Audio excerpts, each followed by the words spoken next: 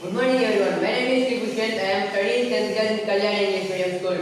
Today I discuss about conservation of energy and efficiency of energy. My topic name is conservation of energy.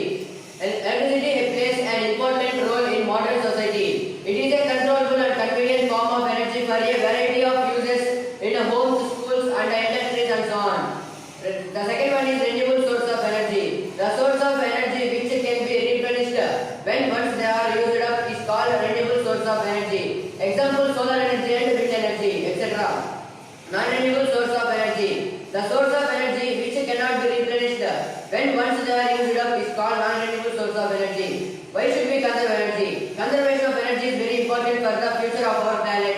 Most of the energy produced today is being used at a very high rate and main contributor on most of the pollution problems.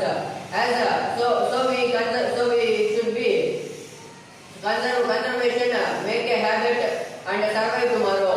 Why should we save energy? Think about what would happen if there wasn't enough energy. There was no lights, there was no fans, and there was no purifiers, water purifiers. No gas and no oil to run up the vehicle. India has approximately 1% of world's energy resources, but it has 16% of world's population. Non-renewable source of energy constitute 80% of fuel use. The source of energy cannot be reused and reused. Conclusion: we are using energy much faster than it can be produced.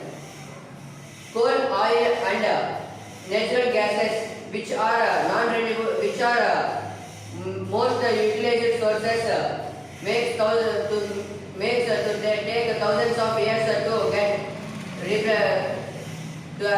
reproduce again. Thank you.